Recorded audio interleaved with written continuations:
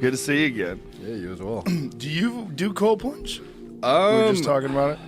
Yeah, it's something that I do occasionally, but I don't have one at my place, so it's not a regular part of my routine, but I would like it to be, and I guess I could do the cold shower thing, but it's From my understanding.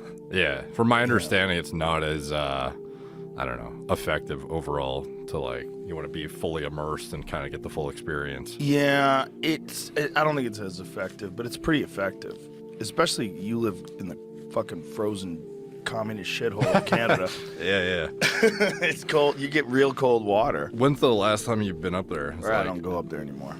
You refuse, right? Yeah, I just fucking what they've done up there, what they did with the trucker rally, and what Trudeau's doing with guns, and what they're trying to clamp down on censorship on the internet. That guy can eat shit. Like that place needs 100% an overhaul of government. Like they're sliding down that dangerous road of communism that scares the shit out of me. Yeah, it's funny because even though I'm in Canada, it seems like the prevalence of political information and media is so much lesser than what goes on in the States because it's just far more interesting. But even the alternatives that I'm aware of on the political, side of things that are trying to, get Trudeau out and replace him, not much better from my understanding. It seems like everyone's every time I go on Twitter, I see Jordan Peterson shitting on some other guy who's like the next best option apparently. Well, he likes that Pierre guy. What's that guy's name? I don't know. Pierre Polivier. What is his name? There's the guy who's the reasonable Republican type character or conservative character. What is the... Yeah, Pierre Polivier. That guy's very smart. Okay. He's very interesting. There's a really funny video. I don't know if you ever saw it, but he's eating an apple and he's talking to this reporter, and the reporter keeps asking him really stupid questions. Like, what do you mean by that? Like, what does that mean? And like he catches this reporter, like, says who? Who's saying this? And have you seen that video? I've never seen it. Jamie will find it. Currently, you're obviously taking the populist pathway. What does that mean? Well, appealing to people's more emotional levels, I would guess. I mean, What do you mean by that? certainly you Give me an tap very strong ideological language quite frequently. Like what? Left wing, this and that, right wing. I mean, It's like just buzzwords. I never really talk about left But or right. anyways, a lot I of don't people. really believe in that. Okay. Taking a It's a longer conversation, but it's very interesting because it just shows you the level of sophistication of these fucking dopey reporters that are covering this kind of shit. Now they are just trying to always play gotcha stuff. The title was, does it hurt him? I wonder what the consensus is of like the average Canadian, if they think it's, oh, this guy's legit, or if they're like, this guy doesn't care about us at all. It's a good question. I mean, I think propaganda affects everyone, and I think Canadian propaganda is a little more tightened down and controlled. What they did with the truckers, like, for example, like the way Trudeau just openly labeled them as racist and misogynist. And then when people were donating to this trucker movement, when they were trying to, have this protest, they closed down people's bank accounts who donated. I mean, that is third world country shit. Yeah. The fact that they think they can do that in Canada is insane.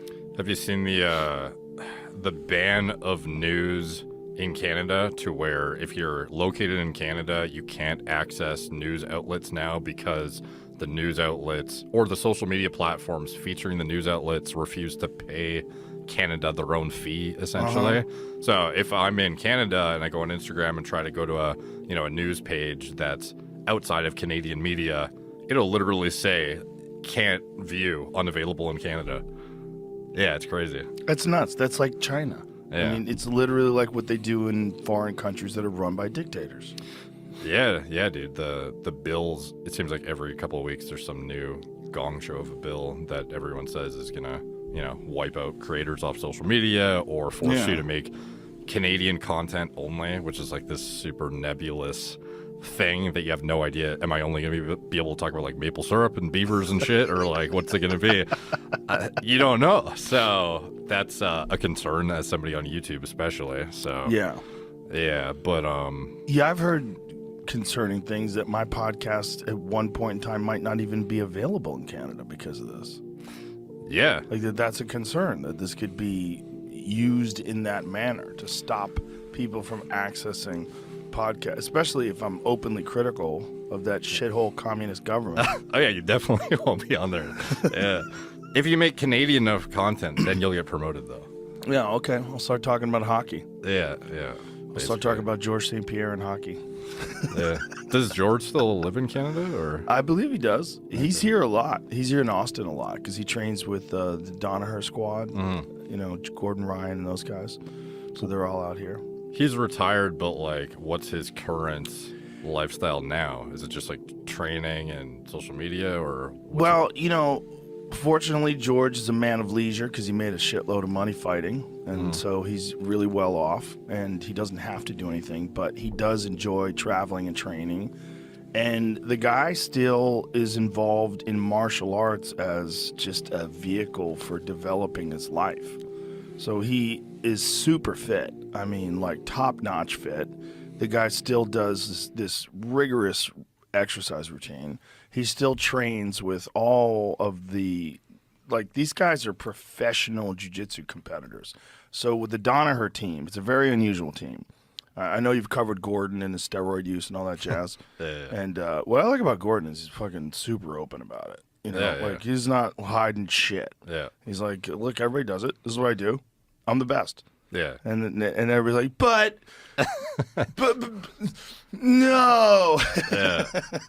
But what they do is they train 365 days a year. It's wild. Yes. And that's one of the reasons why you need steroids. Yeah. Like, that is not physically possible with a normal endocrine system to be recovering from 6 and 8 hour workouts every day, 365 days a year. You're going to get breakdown. There's just no, I mean, I don't give a fuck how many ice baths you take. Yeah. You know, these guys are training all day long. They're doing different levels of training, right? So they're doing weightlifting training. So most of Gordon's work, Gordon's girlfriend was a professional bodybuilder, and so most of his is just size and build.